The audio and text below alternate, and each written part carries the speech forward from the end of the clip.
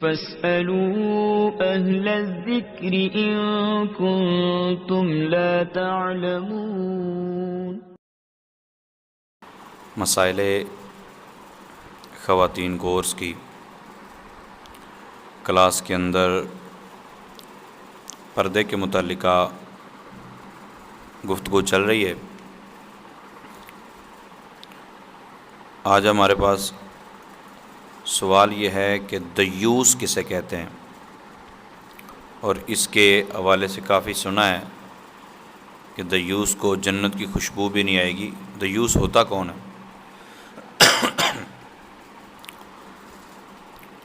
تو اس کا جواب یہ ہے کہ جو لوگ باوجود قدرت اپنی عورتوں اور محارم کو بے پردگی سے منع نہ کریں، طاقت کے باوجود، قدرت کے باوجود، وہ دیوس ہیں۔ رحمت عالم یان سلطان دو جہان صلی اللہ تعالیٰ علیہ وآلہ وسلم کا فرمان عبرت نشان ہے، 3 شخص کبھی جنت میں داخل نہ ہوں گے، یعنی اکثر وہ جہنم میں ہی رہیں گے۔ نمبر 1 دیوس، نمبر 2 مردانی وضع بنانے والی عورت، اور نمبر 3 شراب نوشی کا عادی جو توبہ نہیں کرتا، شراب پیتا رہتا ہے۔ یہ مجموع الزوائد کی حدیث نمبر 7722 ہے۔ مردوں کی طرح بال کٹوانے اور مردانہ لباس پہننے والیاں اس حدیث پاک سے عبرت حاصل کریں۔ چھوٹی بچیوں کے لڑکوں جیسے بال بنوانے اور انہی لڑکوں جیسے کپڑے اور ہیٹ وغیرہ پہنانے والے بھی احتیاط کریں، تاکہ بچی اسی عمر سے اپنے آپ کو مردوں سے ممتاز سمجھے، اور ہوش سنبھالنے اور بالغہ ہونے کے بعد اس کو اپنی عادات شریعت کے مطابق بنانے میں مشکلات پیش نہ آئیں، اس لیے بچپن سے ہی اس کو ہر چیز سکھانی چاہیے۔ حدیث پاک میں ہے، یہ جو فرمایا گیا نا کہ کبھی جنت میں داخل نہ ہوں گے، جس طرح میں نے عرض کیا کہ زیادہ عرصہ، مطلب یہ ہے کہ کبھی جنت میں داخل نہیں ہوں گے۔ پیچھے بھی یا کسی اور روایت کے اندر اس طرح کی جب بات آتی ہے کسی مسلمان کے لیے کہ وہ کبھی جنت میں داخل نہیں ہوں گے، تو اس سے مراد طویل عرصے تک جنت میں داخلے سے محرومی ہوتی ہے۔ یہ بات ذہن نشین رہے، کیونکہ جو بھی مسلمان اپنے گناہوں کی پاداش میں دوزخ میں جائیں گے وہ بالآخر جنت میں ضرور داخل ہوں گے، مگر اللہ تعالیٰ محفوظ فرمائے 1 لمحے کا کروڑواں حصہ بھی جہنم کا عذاب کوئی برداشت نہیں کر سکتا۔ اللہ تعالیٰ ہمیں محفوظ فرمائے۔ اور در مختار کے اندر دیوس کی تعریف یہ لکھی ہے کہ وہ شخص جو اپنی بیوی یا کسی محرم پر غیرت نہ کھائے، سر عام چلتی پھرتی رہیں اور کوئی منع نہ کرے، اللہ تعالیٰ محفوظ فرمائے۔ ہاں اگر اپنی استطاعت کے مطابق اس کو منع کرتا ہے اور اس کے باوجود وہ بدتمیزی پہ اتری رہتی ہے یا عقل اس کو نہیں آتی، وہ بہن ہے، بیٹی ہے، تو خیر اس غیرت میں آ کے اس کو قتل کرنا یا اس حد تک تکلیف پہنچانا کہ کوئی عضو توڑ دیا جائے، یہ جائز اور درست نہیں ہے۔ اچھا، ایک سوال پردے کے حوالے سے یہ بھی ذہن میں آتا ہے کہ کسی کا بچہ گود میں لیا، اب بچہ بڑا ہو گیا تو کیا اس سے بھی پردہ ہوگا، یا بچہ لے سکتے ہیں گود کہ نہیں لے سکتے؟ تو ایسے بچے کو لے پالک بھی کہتے ہیں، بچہ گود لینا، اڈاپٹ کرنا،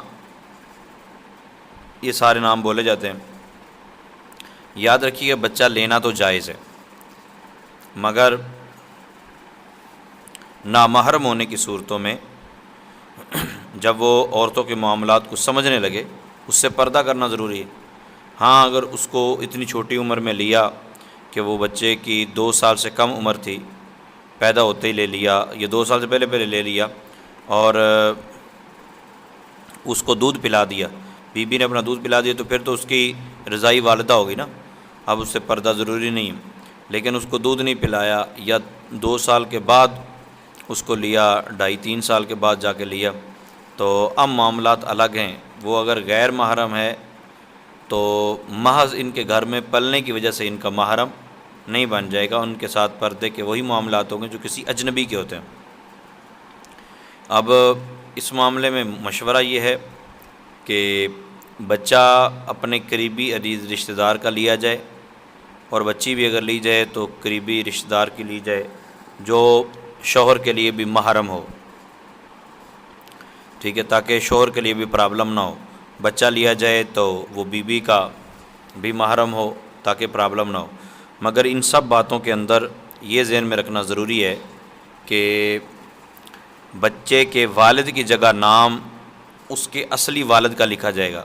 ایسا نہیں ہے کہ جو پالنے والا ہے، جس نے اڈاپٹ کیا ہے، وہ اپنا نام بچے کے والد کی جگہ لکھوا لے، یہ حرام اور ناجائز ہے۔ اللہ تعالیٰ محفوظ فرمائے۔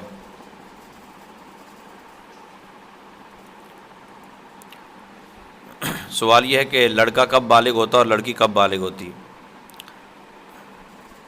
ہجری سن کے اعتبار سے 12 اور 15 سال کی عمر کے دوران، یہ لڑکے کا بتا رہا ہوں، ہجری سن کے مطابق، یہ یعنی عیسوی سن کے مطابق نہیں، ہجری سن کے مطابق 12 اور 15 سال کی عمر کے دوران جب بھی انزال ہوا یا سوتے میں احتلام ہوا یا اس کے جماع سے عورت حاملہ ہو گئی تو اسی وقت بالغ ہو گیا اور اس پر غسل فرض ہو گیا۔ اور اگر ایسا نہیں ہوتا تو ہجری سن کے مطابق 15 برس کا ہوتے ہی وہ بچہ بالغ ہو جائے گا۔ اور لڑکی جو ہے، لڑکی کے حوالے سے یہ ہے، ہجری سن کے مطابق 9 سے 15 سال کی عمر کے دوران احتلام ہو یا حیض آ جائے، مینسز آ جائیں یا حمل ٹھہر جائے تو سمجھو وہ بالغہ ہو گئی۔ اور اگر ایسا نہیں ہوتا تو ہجری سن کے مطابق 15 سال کی ہوتے ہی وہ بالغہ کہلائے گی۔ بعض اوقات یہ ہوتا ہے کہ مینسز آتا ہی نہیں ہے، حیض عورت کو آتا ہی نہیں ہے، تو وہ بھی بالغہ سمجھی جائے گی 15 سال کی عمر سے۔ اور پھر کتنی عمر کے لڑکے سے پردہ کرنا چاہیے؟ تو پارہ نمبر 18 سورۃ النور کی آیت نمبر 31 میں ہے، اوِ الطفل الذین لم یظہروا علی عورات النساء۔ ترجمہ کنز ایمان ہے، یا وہ بچے جنہیں عورتوں کی شرم کی چیزوں کی خبر نہیں۔ اس آیت کریمہ کے تحت مفتی احمد یار خان نعیمی رحمۃ اللہ تعالی فرماتے ہیں، یعنی وہ چھوٹے بچے جو ابھی بلوغ کے قریب بھی نہ ہوں، ان سے پردہ نہیں ہے۔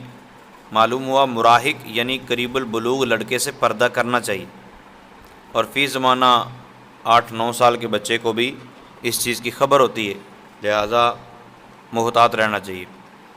اور فقہائے کرام نے فرمایا کہ مشتہات یعنی قریب البلوغ لڑکی کی کم از کم عمر 9 سال اور لڑکے کی 12 سال، تو سمجھو کہ 9 سال کی لڑکی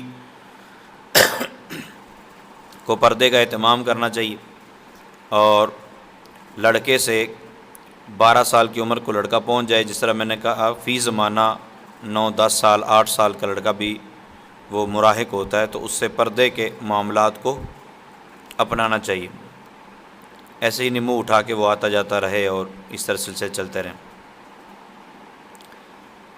اچھا، کیا فاسقہ عورت سے بھی پردہ کرنا ضروری ہے؟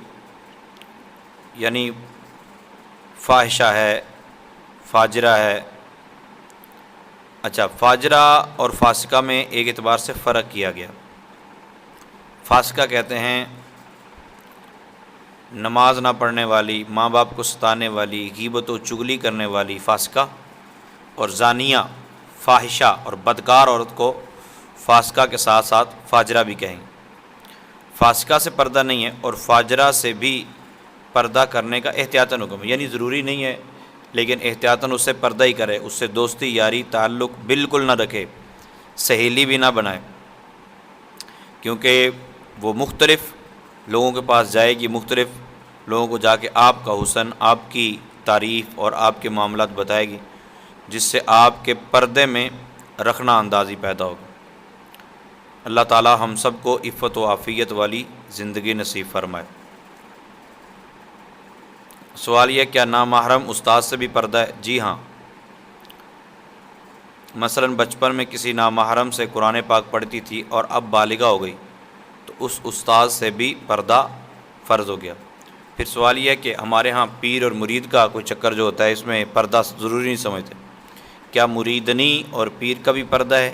جی ہاں، نامحرم پیر سے بھی عورت کا پردہ ہے۔ سیدی اعلیٰ حضرت فاضل بریلوی رحمۃ اللہ تعالی علیہ فرماتے ہیں پردہ کے باب میں پیر اور غیر پیر ہر اجنبی کا حکم یکساں ہے۔ پھر سوال یہ ہے کہ کیا اسلامی بہن اپنے مرشد کا ہاتھ چوم سکتی ہے؟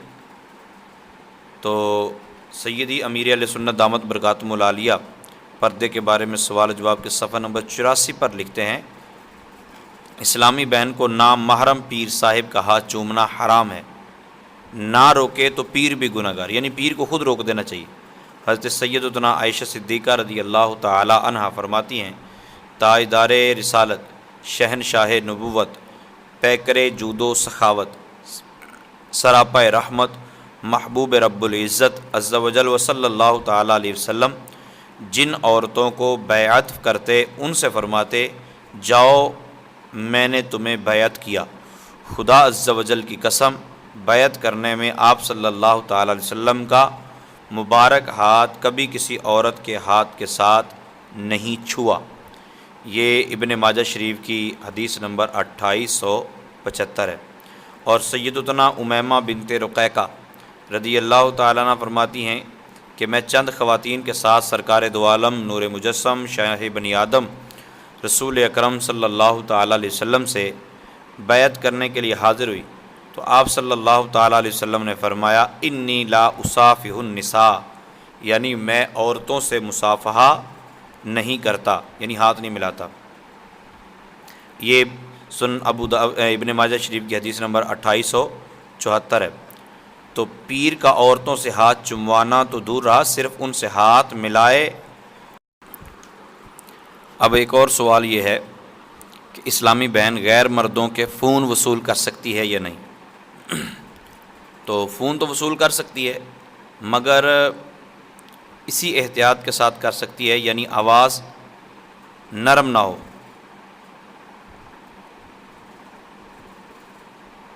آواز نرم نہیں ہونی چاہیے۔ اسلامی بہن غیر مردوں کے مطلب فون گھر پہ پڑا ہے یا فون آ گیا ہے تو فون وصول کر سکتی ہے، لیکن احتیاط کے ساتھ کہ آواز نرم نہ ہو، مثلا نرمی کے ساتھ ہیلو ہیلو کہنے کے بجائے روکھے انداز میں پوچھے کون، ٹھیک ہے؟ تو اس معاملے میں کافی احتیاط کی ضرورت ہے۔ بہرحال بات کرنے کا انداز ذرا سخت ہونا چاہیے۔ امہات المؤمنین رضی اللہ تعالی عنہن کی غیر مردوں سے گفتگو کے متعلق پارہ نمبر 22 سورۃ الاحزاب کی آیت نمبر 32 میں ارشاد ہوتا ہے یا نساء النبی لستن کاحد من النساء ان اتقیتن فلا تخضعن بالقول فیطمع الذی فی قلبہ مرض وقلنا قولا معروفا، کہ اے نبی کی بیویو تم اور عورتوں کی طرح نہیں ہو، تم اور عورتوں کی طرح نہیں ہو، تم بے مثال ہو، با کمال ہو۔ اگر اللہ عز و جل سے ڈرو تو بات میں ایسی نرمی نہ کرو کہ دل کا روگی کچھ لالچ کرے، ہاں اچھی بات کہو، یہ بھی نہیں ہے کہ سامنے والوں کو گالیاں دینا شروع کر دو، لیکن کم از کم یہ ہے کہ محتاط گفتگو اگر فون پہ کرنی پڑے تو وہ کیجیے، وگرنہ حتی الامکان کوشش کیجیے کہ فون پہ گفتگو نہ کی جائے۔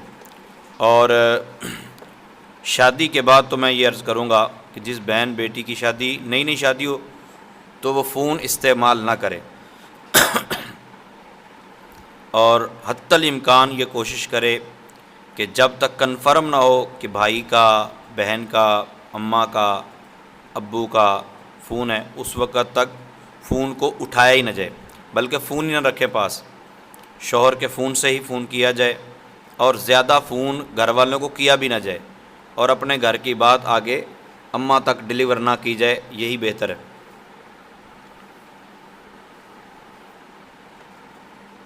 سوال یہ، کیا عورت رمضان المبارک میں اپنے شوہر یا قابل اطمینان محرم کے ساتھ عمرے کے لیے سفر کر سکتی ہے؟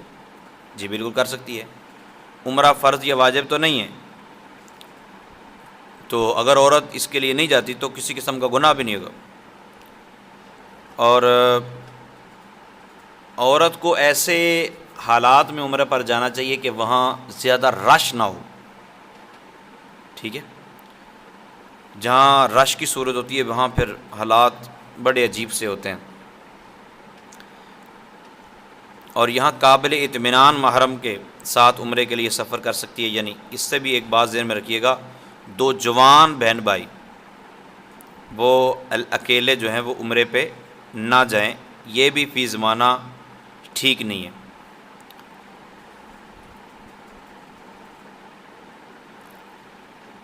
عورت کو مسجد میں نماز با جماعت سے کیوں روکا گیا ہے؟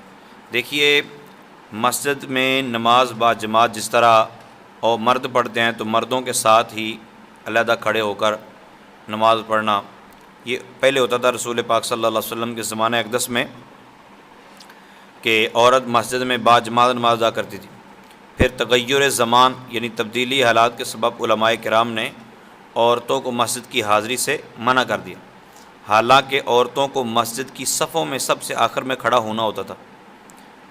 فقہا فرماتے ہیں کہ مرد اور بچے اور خنثیٰ اور عورتیں نماز کے لیے اگر سارے اکٹھے ہوں تو صفوں کی ترتیب یوں ہوتی کہ پہلے مردوں کی صف، پھر بچوں کی، پھر مخنث یعنی جس کو ہجڑے بولتے ہیں، پھر عورتوں کی، ٹھیک ہے؟ مگر اب حالات جس طرح ہو گئے ہیں، بعض علماء نے اس چیز کی اجازت دی ہے کہ علیحدہ طور پہ مدارس کے اندر جس طرح مسجد کے ساتھ بالکل ملحقہ مدرسہ ہے اور مدرسے کا تعلق بالکل الگ ہے، مدرسے کا معاملہ بالکل الگ ہے اور مکمل پردے کا ماحول ہے، تو وہاں اگر آ کے کوئی محافل وغیرہ میں شرکت کرتی جس طرح جمعہ کی نماز کے لیے آ جاتی ہیں تو ان کو آنے کی اجازت ہے۔ پھر بھی آنے کا انداز اس طرح نہ ہو کہ دیکھنے والے کو پتہ چلے کہ پتہ نہیں بی بی کہاں تشریف لے جا رہی، بالکل مکمل پردے کے اندر مسجد میں آیا جائے۔ اللہ تعالیٰ نبی پاک صلی اللہ تعالیٰ علیہ وآلہ وسلم کی عزت اور عظمت کا صدقہ ہم سب کے حال پر کرم فرمائے۔ بس کچھ معاملات ایسے ہوتے ہیں کہ جن میں ہم محتاط نہیں رہتے، اور جب محتاط نہیں رہتے تو پھر حالات بگڑ جاتے ہیں۔ جب حالات بگڑ جاتے ہیں تو پھر ماں اور باپ یا بھائی یہ کہتے ہیں کہ ہماری بیٹی نے ہماری ناک کٹوا دی اور ہمارا یہ ہو گیا تو ہمارا وہ ہو گیا، اس طرح کی باتیں کرتے ہیں۔ ایک سوال یہ بھی ہے کہ اسلامی بہن پر شوہر کے حقوق کی کیا تفصیل ہے؟ کیا شوہر کا حق ماں باپ سے بھی بڑھ کر ہے؟ تو سیدی اعلیٰ حضرت فاضل بریلوی رحمۃ اللہ تعالی فرماتے ہیں، عورت پر مرد کا حق خاص امور متعلقہ زوجیت میں اللہ عز و جل اور رسول اللہ صلی اللہ تعالی علیہ وسلم کے بعد تمام حقوق حتیٰ کہ ماں باپ کے حق سے زائد ہے۔ جو حقوق زوجیت کے متعلق امور ہیں تو مرد کا حق ماں باپ سے بھی بڑھ کر ہے۔ ان امور میں اس کے احکام کی اطاعت اور اس کے ناموس کی نگہداشت یعنی اس کی عزت کی حفاظت عورت پر فرض اہم ہے، بے اس کے اذن کے محارم کے سوا کہیں نہیں جا سکتی، اور محارم کے یہاں بھی اگر بغیر اجازت جانا پڑ جائے تو ماں باپ کے یہاں ہر 8ویں دن۔ اب یہ غور کرنے والی بات ہے کہ اگر بغیر اجازت یعنی شوہر اجازت نہیں دیتا، بہتر تو یہ ہے کہ اجازت کے ساتھ ہی جائے، اور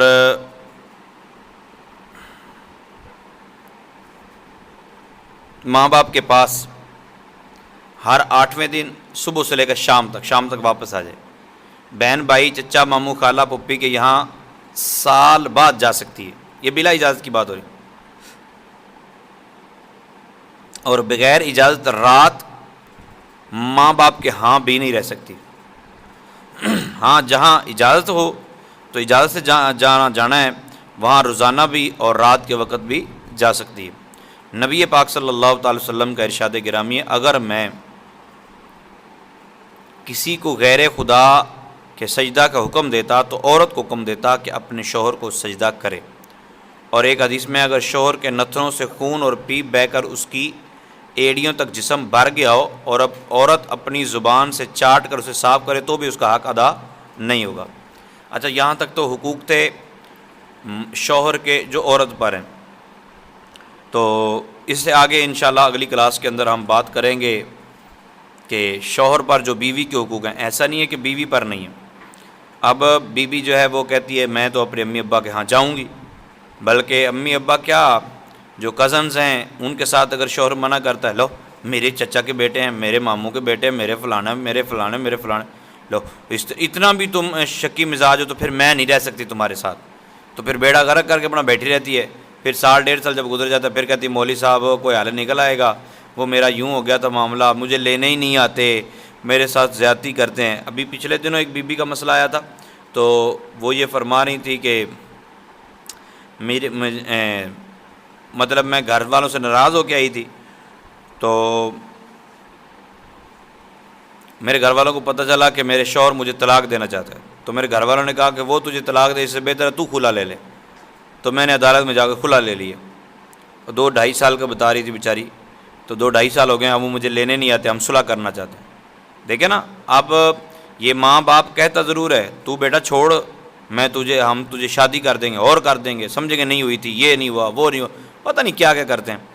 تو نہ بھائی کی مانیے نہ ماں باپ کی، اپنے گھر کو آباد رکھیے۔ ایسا نہ ہو کہ آپ اپنے ماں باپ کی غصے اور بھائی کے غصے کی وجہ سے اپنا گھر برباد کر بیٹھیں اور پھر بعد میں ساری زندگی روتے بلکتے گزر جائے۔ اللہ تعالی ہم سب کے حال پر کرم فرمائے۔ تو عورت پر جو حقوق ہیں شوہر کے وہ میں نے عرض کر دی ہیں۔ اچھا، ایک دوست ہے تو انہوں نے کال کی مجھے، کہتے ہیں کہ جی میرا ایک مسئلہ ہے، میں نے جی حکم کریں۔ وہ کہتے ہیں جی میری بیوی نے، میں نے درس نامی کی ہوئی لڑکی سے شادی کی ہے، میری خواہش تھی کہ میری بیوی عالمہ ہو، تو ماشاءاللہ شادی تو ہو گئی۔ اب معاملہ یہ ہے کہ میری بیوی مجھے کہتی ہے کہ تیرے ماں باپ کا کھانا پکانا وہ مجھ پر فرض نہیں ہے، یہ میرے اوپر لازم نہیں ہے، بلکہ آپ کا کھانا پکانا بھی میرے اوپر لازم نہیں ہے، آپ بلکہ مجھے کھانا لا کے دیا کریں، اور نہ ہی آپ کے کپڑے دھونا مجھ پر لازم ہے، یہ نہیں ہے بولی۔ تو ایسا بھی مسئلہ بتائیں۔ میں نے کہا یہ مسئلہ کیا پوچھنا ہے؟ کہتے یہ بتائیں یہ صحیح کہتی ہے وہ؟ میں نے کہا بالکل ٹھیک کہتی ہے۔ کہتا میں تو مصیبت میں پھنس گیا ہوں، اچھی پڑھی لکھی لے لی میں نے، وہ تو گھر کا کام کاج ہی نہیں کرتی ہے، تو الٹا مجھے کہتی ہے کہ تم یہ کر کے دو، وہ کر کے دو۔ تو میں نے کہا تو ٹھیک ہے نا۔ کہتا ہے اب اس کا حل کیا ہوگا؟ میں اس کا حل یہ ہے کہ اپنی بیوی کو میکے جانے سے روک دے، اس کے ماں باپ کے ہاں جانے سے روک دے۔ ظاہر ہے وہ جب روکے گا وہ ہفتے بعد ہی جا سکتی ہے، پہلے تو جا بھی نہیں سکتی، اور پھر رات تو رہ بھی نہیں سکتی۔ تو پھر دوسرا یہ ہے کہ اگر وہ جانے بھی لگے تو اس کو کرایہ مت دے، کیونکہ کرایہ دینا تیری ذمہ داری نہیں۔ اور پھر اس کی امی اور ابا اس سے ملنے کے لیے اگر آتے ہیں تو ان کے لیے گوشت پکانے کی بھی ضرورت نہیں۔ بیوی کو بھی 3 وقت کا یا 2 وقت کا کھانا لا کے دو، دال کدو لا دو، ٹھیک ہے۔ اور جب سسرال والے آئیں تو ان کے لیے بھی دال کا اہتمام کیجیے، بلکہ ان کو بھی کھانا کھلانے کی ضرورت نہیں ہے، آپ پر فرض واجب نہیں ہے۔ بیوی پر لازم ہے کہ وہ اپنا سونا بیچے، کچھ بھی کرے، وہ اپنے ماں باپ کو کھانا خود کھلائے۔ ہاں، اگر بیوی کے بھائی کی شادی ہو، بہن کی شادی ہو، تو ایسی شادیوں میں شرکت بھی نہ کرنا، ان کو بول دو بھائی یہ مجھ پر لازم نہیں ہے، کیونکہ شریعت ہے نا، شریعت کے مطابق چلنا ہے۔ تجھ پر لازم نہیں ہے میرے ماں باپ کے کپڑے دھونا، مجھ پر لازم نہیں ہے کہ میں تیرے ماں باپ کے ہاں جس کی بھی شادی ہو وہاں جاؤں اور خرچہ کروں، نہ سرخی پاؤڈر لا کے دینے کی ضرورت ہے۔ سال میں 1 سوٹ سردی کا، 1 سوٹ گرمی کا، ٹھیک ہے، 3 سوٹ اس کے پاس ہونے چاہیے۔ یہ روز نئے کپڑے، اب عید پہ کپڑے، چھوٹی عید پہ کپڑے، بڑی عید پہ کپڑے۔ تو اب میرا یہ مسئلہ ہے، میرا وہ مسئلہ، میں نے فرینڈ کے ہاں جانا ہے تو میں نے فلاں جگہ جانا ہے تو مہندی ہے تو یہ کپڑے، تو اس طرح کا سارا اہتمام تجھے کوئی کرنے کی ضرورت نہیں ہے۔ تو میں نے کہا امید ہے کہ کوئی 6-7 ماہ کے اندر طبیعت ٹھیک ہو جائے گی، اس کو جو بخار چڑھا ہوا ہے اپنے حقوق کا وہ اتر جائے گا۔ تو الحمدللہ ثم الحمدللہ وہ خیر 20-25 دن کے اندر بخار اتر گیا۔ تو اگر ایسا ذہن بنا کے جائیں گی تو گھر آباد نہیں ہوتا بلکہ گھر برباد ہوتا ہے۔ جتنی آپ زیادہ کوشش کریں گی